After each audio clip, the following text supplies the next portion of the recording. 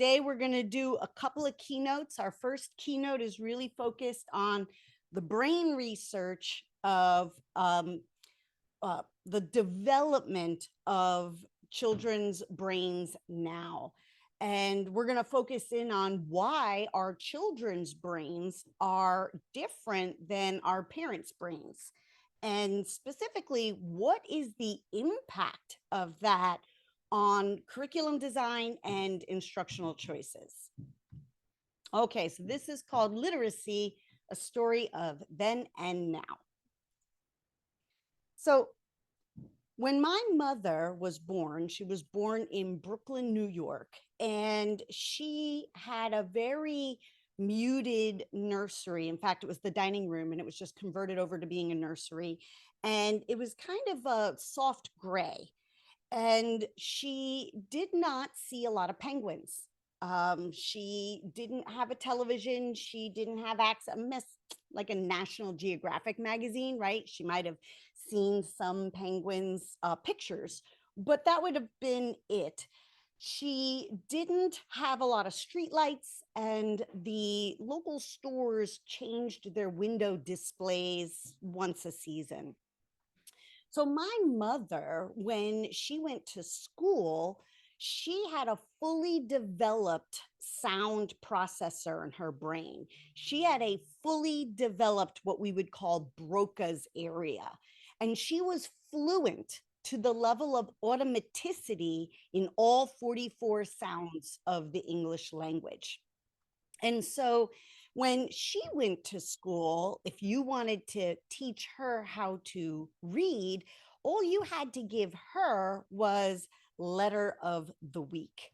And because she had all 44 sounds to a level of automaticity, she didn't have to really have what we call conscious competence around the sounds and the letters. She was able to make the connections between letter and sound correspondence. And to get my mother to be able to get to comprehension, all you had to do was get her to engage with text.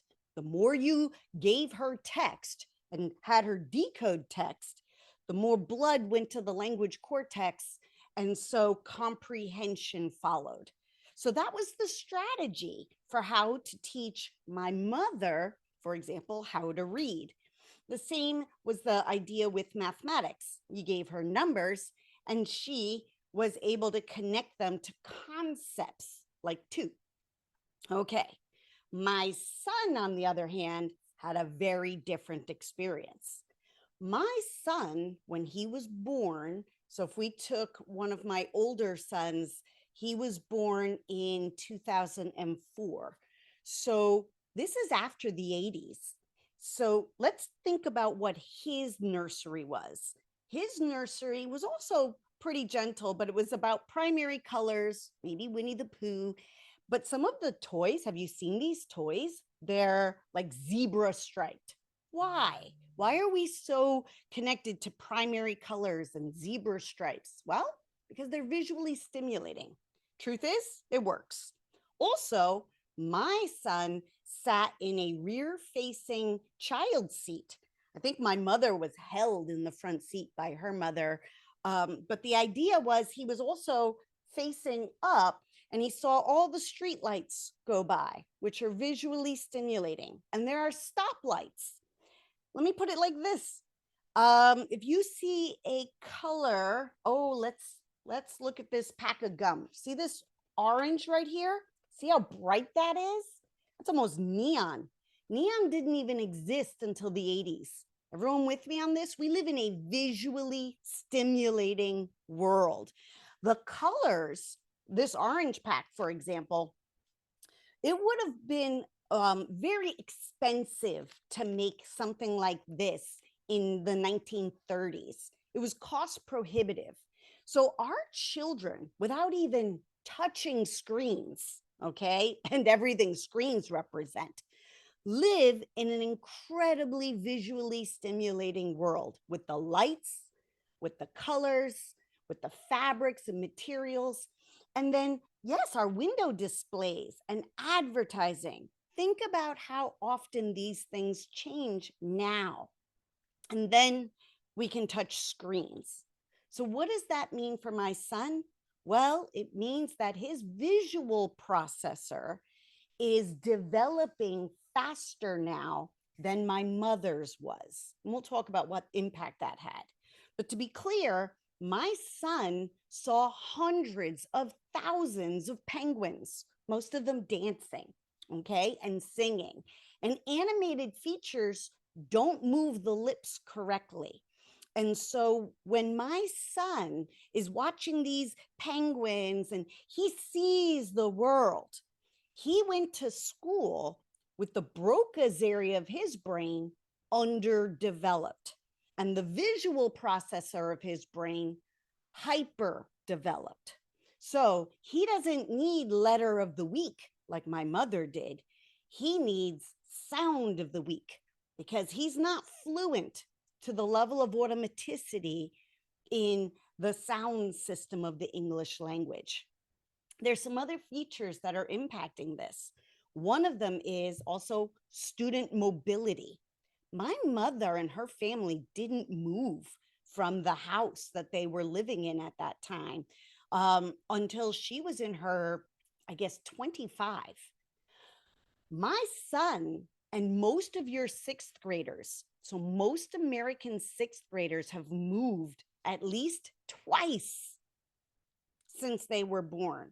My son fits into that category. He had moved home twice. So when you change the visual environment on a child, their brain rememorizes everything. So given equal stimulation, I show you something and you hear something. I show you a picture and I show you a letter. The visual processor in your brain takes twice, can I say mitochondrial energy, and we're all in the same boat, takes twice as much energy to support the visual processor than it does the audio processor. So what does that mean for us? That means that while my son was growing up, that occipital lobe and the visual processor was taking twice as much energy as Broca's area. And that means that Broca's area, or the sound system, is totally going to develop. It's going to mature. It's just going to take longer. So anyone who's had a baby in the last 10 years, right? We can share this with all of our colleagues. But if you go to the doctor and you say, hey, my neighbor's baby is rolling over, or my neighbor's baby is traveling, how come my baby's not doing that yet? The answer that we're going to have is, oh, don't worry. Babies develop differently and their brains focus on different parts, but they are all going to get to the same place at the end of that benchmark time. We can say the same thing for our children and our parents, meaning my son's Broca's area of his brain is going to develop. It's going to happen. It's just not going to happen at the same age or as fast as it did for my mom and my dad. So my mother and father entered school with a fully developed Broca's area and automaticity in the 44 sounds of the English language. So our curriculum never had to teach the 44 sounds. All of our reading programs were able to start with letters, A, B, C, right? And we could say why. We could say things like sounds are made by letters. Letters make sounds. And we would teach the kids things like why. What are the sounds Y makes? This is interactive. I can sort of see you. Okay, yeah, right? So this idea of yeah, and when does it do that? Yo-yo, yes, yellow, yak, yep. The truth is less than 10% of the time. 90% of the time, the letter Y is associated with the sound E, okay? So when we teach, or let me say it like this, when we taught my mother that, she had what we call unconscious competence. She was okay with that. She didn't feel betrayed by the language because her brain needed to focus on the letter Y. She was developing graphemes in Wernicke's area of the brain. See how close they are in this picture, Wernicke and Broca? Okay. So my son, on the other hand, because he doesn't have a fully developed area of Broca's, when you show him that Y, he's using his visual processing center. And so what this is going to do is he's like, yeah, I get the Y. What was that sound again? And he goes, yeah. But then we expect him to spell the word lovely. And he's like, that Y isn't making a Y sound. And that betrayal makes him think, or his brain slowly believe, that he's not good at reading, he's not good at spelling, or he's not good at writing. And at a very young age, my son starts to get very frustrated with learning the English language. So one shift you could take just from this conversation we're having right now could be, don't tell the children today that letters make sounds, okay? Because there's only 26 letters and there's 44 different sounds. We could say that there are 44 sounds, teach them what they are, practice them, and then say we can represent these sounds using letters or combinations of letters. That little shift really helps the children get a stronger sense of ownership around the language. But let's keep going into this a little further. Take a look at the relationship in location. Wernicke's area and Broca's area are where letters and sounds are. When my mother started reading in school, she was in what's called the language cortex, right there, right in that middle. Notice comprehension is right above that. Woohoo! That means the more you make my mother engage with text, blood went to the language cortex, it developed, it got stronger. That's why comprehension followed. I never had to overtly teach my mother comprehension. But my son is using the occipital lobe to the visual processor. Oh my gosh, look how far away that is. That's on opposite sides of the brain. This is also part of the reason why it takes twice as much energy for my son's brain to process the same piece of information that my mother did with half as amount of mitochondrial energy. Well, how does this impact reading and mathematics? Well, you have 6.4 nanoseconds to comprehend what you just read. Okay, you can see this when you have a student who's reading and they say, okay, the dog went over the bridge and dropped the bone. And you go, okay, very good, very good. What happened to the dog? And the child has no idea. Have you ever read a sentence, you got every word off the page, but you have no idea what the sentence said and you have to reread it? Okay, sometimes that happens when we're reading very difficult text. All that means is that your brain timed out on that 6.4 nanoseconds. So you read it, you were in Wernicke and Broca's area, but you didn't comprehend it. Okay, so you have to start over. So when a child is doing that, they can get all the words off the page. They can pass a fluency test in terms of pacing, accuracy, but they're not going to pass a comprehension test unless they memorize the meaning of those words. So you can see this. One symptom might be you say, okay, child, do it again, but pay attention, or put your finger on each word as you go. And so they say, the dog went over the bridge and dropped the bone. Okay, what happened to the dog? Bone. Okay, that's another symptom of this using of the visual processor to read instead of Wernicke's area. And why is that happening? Well, you only have 6.4 nanoseconds. It takes 2 nanoseconds for Wernicke and Broca to exchange information. That leaves 4.4 nanoseconds for comprehension. But the visual processor to occipital lobe takes 4 nanoseconds just to interact with the information. That only leaves 2.4 nanoseconds for comprehension. This is why we start seeing my children struggle with reading 50 pages a night, where my parents were absolutely able to read 50 pages a night. But our children today are fatiguing out. This is impacting their endurance for two reasons. One, it's taking them twice as much energy to get the information off the page, even when they're successful. And two, they are successful less. They time out more often than our parents did. So they're having to reread more material over and over again because they're reading in the incorrect part of the brain. Okay, so that's a couple of pieces of information right there that's really looking at that brain development. Let's give you some numbers to think about.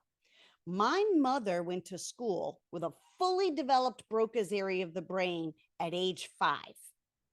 Research was showing us that our children, so your current high schoolers, didn't have a fully developed Broca's area of the brain until age 7. And research is also showing us that your current 5th graders may not have had a fully developed Broca's area until as late as age 9. Now, you saw this. We saw this as a pattern. Do you remember when Wilson came out as a intervention for 4th graders? And we were saying, hey, let's get that sound system in for 4th graders as an intervention. So we did see this change in brain development coming. But what's happening to us now is it's happening even faster. Now, you and I don't know what superpowers these kids are going to have in terms of those visual processors. Your current 1st graders have visual processors that are unprecedented. Have you seen some of the video games these kids play? Oh my gosh, they are so visually stimulating. Many adults might look at those screens and have trouble figuring out even what's going on. This means that our children might be able to solve problems that we can't even see. So I don't want to necessarily stop, not that I could, but I don't necessarily want to stop what's happening with these amazing visual processors. But what it does mean is there's a gap in the development of Broca's area that we have to fill curricularly. We have to overtly teach the sound system, and not just to my little ones. I mean, I'm definitely talking about pre-K, kindergarten, and 1st grade, but we're talking about interventions even with middle schoolers and high schoolers. When my colleagues are hired to do interventions with middle schoolers and high schoolers who are struggling with the reading, it takes about 6 weeks to create the sound system. All you have to do is drive a pathway. It's called neuroplasticity. If you look up neuroplasticity, unlocking the code, you'll get more information about how to drive this kind of a pathway. You're just training all of our brains to read or engage with text in the correct area of the brain. We have to be reading from the language cortex. It'll have greater endurance, greater fluency, and we'll be able to comprehend more information faster. When our children are comprehending using the visual processor, they're having to memorize the information, and that's becoming a problem. We're going to talk about that a little bit more in a second. So just to be clear, Broca and Wernicke's area is also where verbs and nouns are. So Broca is very abstract. Think about running. The concept running is a moving idea, a moving image, just like a sound, okay? Wernicke's area is where you have letters, numbers, and nouns, like table, right? Concept table. That's concrete. It doesn't change. It doesn't move. Okay, another way to think about these areas of the brain, math, this is for you. Broca would be concepts. Wernicke would be numbers. So this idea of concept versus numeracy is also impacting our students and their math development. Well, let's talk about how. When my mother went to school, she had a fully developed Broca's area of the brain, as we mentioned before. This meant that when you spoke to her about mathematical concepts, She had a fully developed part of her brain to accept that information. So when you said there are two people or two planets or two chairs, you were in the correct part of her brain. But my son, when you tell my son there are two teddy bear counters or two people or two tables, he's really connecting first to the visual and then to the numeracy. So the number two is holding that meaning. And when you switch the concept, he gets confused, where my mother never got confused. This is a big issue because our children are depending on the numeracy. They're very comfortable with letters. They're very comfortable with numbers. They're uncomfortable with sounds, and they're uncomfortable with concepts. This is how I might end up with a high schooler who says 1/2 is equal to 1/2. It's not. That's not true at all. It could be true, but I have no idea. I don't have enough information because half of a person is not equal to half of a planet. So if the brain is depending on the numeracy and procedural mathematics, then they have no concepts behind the math that they're working on.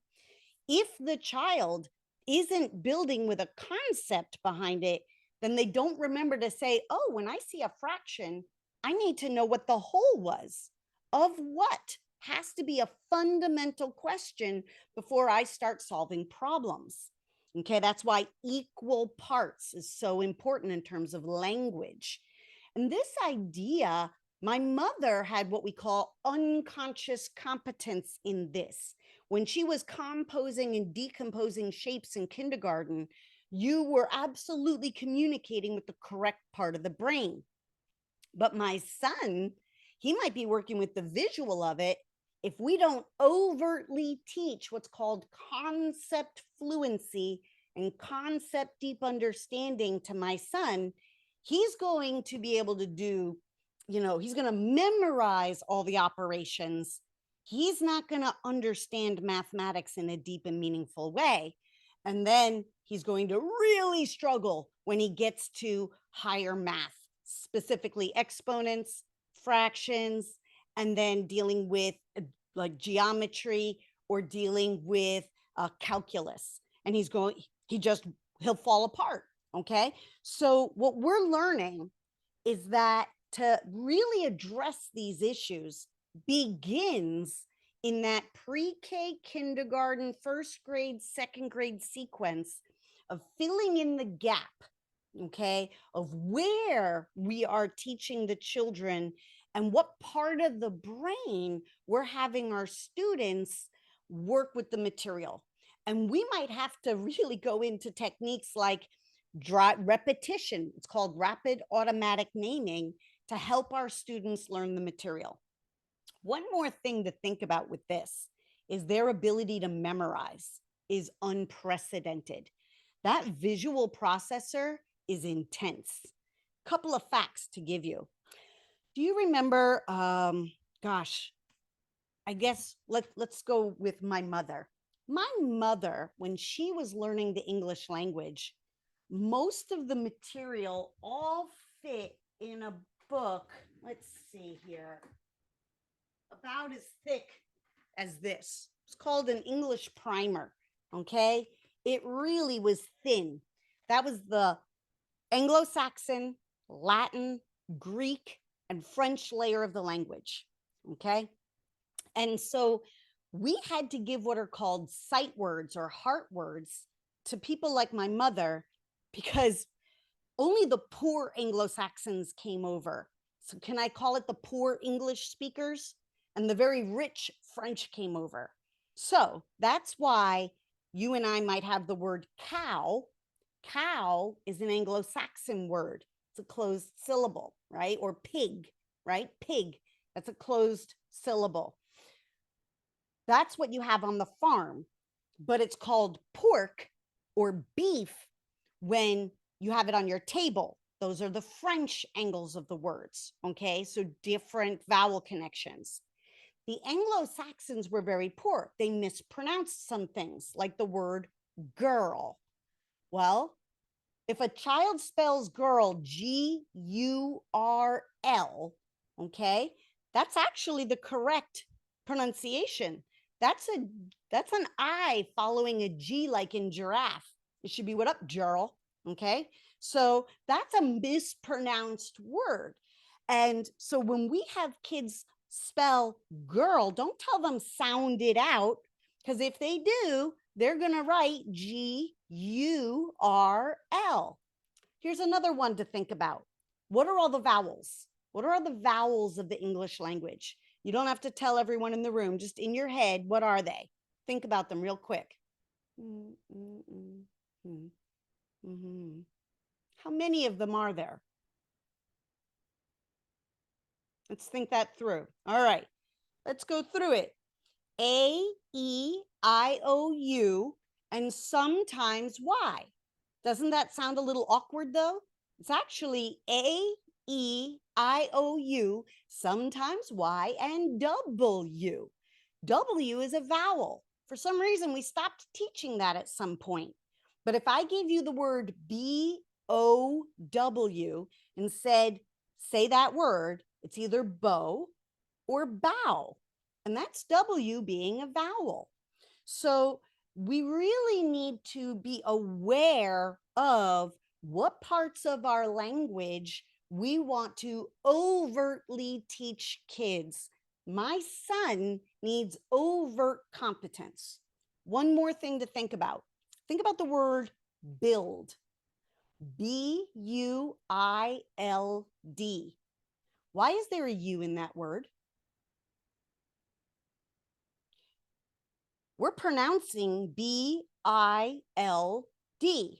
The reason why there's a U in that word is it used to be quilled, Q-U-I-L-D, and the monks, when they were writing script, changed the Q into a B and left the U-I-L-D. There are 38 heart words that we need to teach our children to memorize. We don't want to say, sound it out. We need to have our children, my children, they have to know why every letter is in that word and know the history of it. My mother didn't. My mother, if you remember, had unconscious competence in the language. She didn't feel betrayed when the word was a little bit different because of the monkisms or because of the Anglo-Saxons. She, in her Broca's area, was so strong, she was able to overcompensate for it. My son can't. My son needs to understand. But order now, and I'll double your order. There's one more feature. Teddy Roosevelt, get this, this is hilarious. Teddy Roosevelt was a really bad speller. And Teddy Roosevelt changed the spelling of 300 words when Congress was on vacation. So the English language changed the spelling of things like color. If you say the word color, C-O-L-O-U-R, that's what you're pronouncing. Teddy Roosevelt changed it to C-O-L-O-R. He also didn't like Z's and X's, so exercise. He changed the spelling of it. So yes, we are misspelling those words. Yes, the English are right when they say we haven't spoken English in our country in over 50 years. But we now need to overtly teach our children these exceptions. I'm not kidding. Third grade, you need to seriously have like Teddy Roosevelt's 300 and show them to the child. So we don't say sound it out or try harder. Now, those are the only exceptions. Everything else about our language is a 100% rule follower. It's just that we have Anglo-Saxon rules. Those are the syllable types. Latin rules, that's the prefix, affix, and suffix. Third grade, that's all you, okay? So kindergarten, first and second grade, you're the Anglo-Saxon layer. Third grade, you're the Latin layer. Fourth grade and fifth grade, you are the Greek layer. Sixth grade, seventh, eighth, ninth, 10th, 11th, and 12th, you are the French layer. You do Greek and the French layer of the language, which is why no one knows how to spell champagne. Okay, so this idea of having overt knowledge of the English language means anyone who's teaching reading, it's not just, oh, I love to read and should have a passion for reading.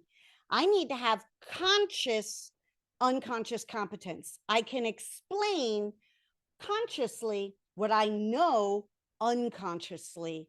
And that's how our children are going to get stronger in reading and mathematics. Okay, so what does this mean for us?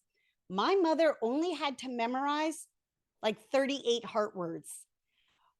We technically would have only had to memorize 338 words because Teddy Roosevelt changed them on us. Do you know what your current third graders are able to memorize? Your current third graders can memorize upwards of 10,000 sight words. What this means for you and I is that when we're assessing them using reading assessments, they can pass, they can ace kindergarten, first, second, third grade. They can get through the entire Anglo-Saxon and most of the Latin layer of the language without reading in the correct part of the brain, which is why our reading scores tend to tank in fourth grade and fifth grade. It's also why our math scores tend to tank in fifth, sixth grade, and seventh grade. And that's because the children have been processing all this information in the incorrect part of the brain. So we really need to focus on getting them in the correct part of the brain for this material. And second of all, use nonsense fluency. Assess them on nonsense fluency. That is your guiding light for whether they are actually reading in the correct part of the brain. Okay, so let's look at this. So the phonological processor is what they can do in the dark. I'm suggesting that we absolutely adjust from having the students do everything with pictures. How about we just visually calm down all our classrooms? Think about having some empty spaces for children to look at. Using context should be done really as a last resort. Using context to figure out what I read is more like for jokes, like two ducks walk into a bar and the third one ducked. Okay, that's where I need to use context. Am I talking about an animal or a verb? I don't want to use context to really figure out what I'm learning. I should be using the language cortex of the brain to be doing that. I should be able to make meaning from decoding the material, not looking at pictures or the words around it. Proficient readers are going to be readers who are able to do that, okay? And that's how they're functioning with their vocabulary. But skilled reading, they should be doing it very, very little context use to help them find out what's going on.